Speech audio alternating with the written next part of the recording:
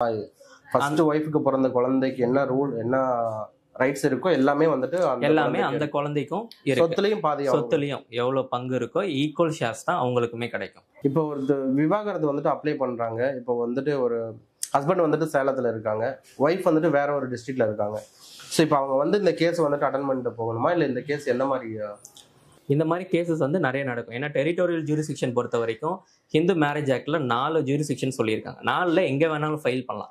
If suppose husband வந்து அவர் இருக்க residential அட்ரஸை பேஸ் பண்ணி ஒரு டிவோர்ஸ் பெட்டிஷன் ஃபைல் பண்ணியிருக்காரு, ஆனா ஒய்ஃப் வந்து வேற ஒரு டிஸ்ட்ரிக்ட்ல இருக்காங்கன்னும் போது எல்லா ஹியரிங்கும் அவங்க அந்த டிராவல் பண்ணிட்டு வந்துட்டு போக முடியாது.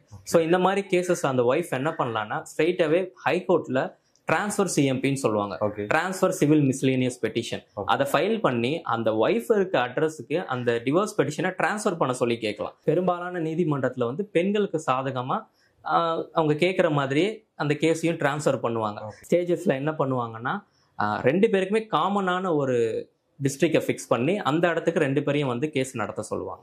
சப்போஸ் வந்துட்டு ஹஸ்பண்ட் வந்துட்டு பிசிக்கலி சேலஞ்சடு, அவங்க வந்துட்டு வெளியில எங்கேயும் வர முடியாது, ஸோ அவங்க பக்கத்துல இருக்கிற ஒரு கோர்ட்ல ஃபைல் பண்ணியிருக்காங்க. ஸோ இந்த கேஸ் எந்த மாதிரி மூவ் பண்ணுவாங்க? இந்த மாதிரி ஒரு ரீசனபிளான ஒரு விஷயத்த ஹஸ்பண்ட் எஸ்டாப்ளிஷ் பண்ணாருன்னா அந்த கேஸ் டிரான்ஸ்ஃபர் ஆகாம இருக்கிறதுக்கான வாய்ப்புகள் அதிகமா இருக்கு.